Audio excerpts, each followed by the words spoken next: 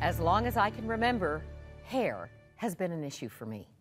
God help any hairdresser who accidentally misunderstood my directions and disfigured it. One day in particular gave me pause to consider why in the world I would have a hairy conniption over almost every haircut. A blast from the past will probably give perspective. How do you like this, fashionista?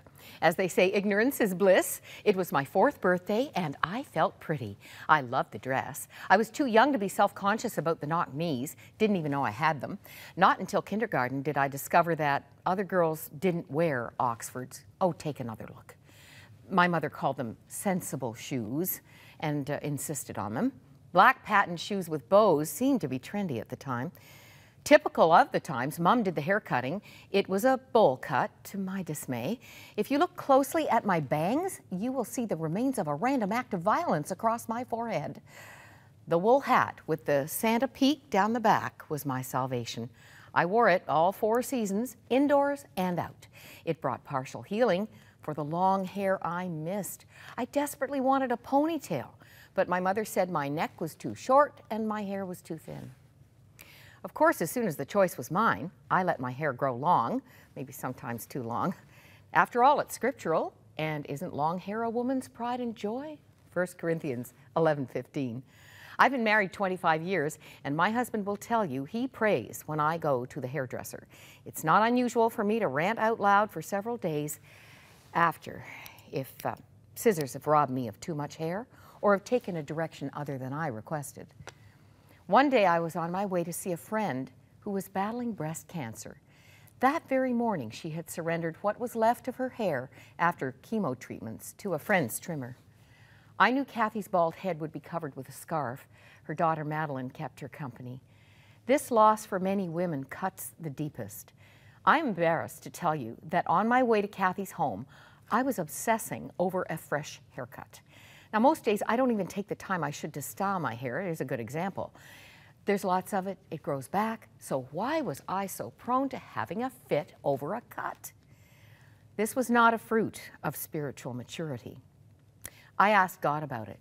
Lord, why is it so upsetting to me when a hairstylist doesn't do what I ask them to do? In that moment, the Spirit of Truth showed me that the loss of my childhood desire was more than an unmet longing. I had experienced my mother's scissors as an assault weapon and a thief. I regarded every hair cutter who followed as an abuser. The wound of a cheated preschooler had never healed. We are complex creatures with hearts that harbor toxic stuff and lie to us. The heart is more deceitful than all else and is desperately sick. Who can understand it? Jeremiah 17, verse 9.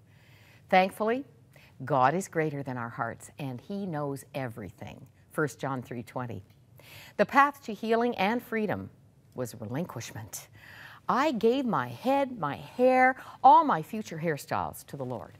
I forgave my mother and every other person who'd done what they felt was their best with my coiffure. Despite the drama of her day, my friend was eager to hear how God had used her circumstance to put a convicting spotlight on my chronic condition. Revelation led to release. My comparatively trivial hair issue taught me profound truths.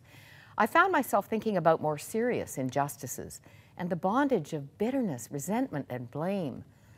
I pondered the fact that my obsessing had robbed me of productive and fruitful thinking and actions. If a simple matter like a haircut was all-consuming, drained me of every drop of joy and peace, what about the pain of life-altering betrayals that cut so deep? To compound the devastation, the enemy of our soul wins twice when we hold the offense in our hearts. Is something robbing you of the abundant life Jesus promised? Why not follow David's example and pray? Search me, O God, and know my heart. Test me and know my anxious thoughts. Point out anything in me that offends you, and lead me along the path of everlasting life.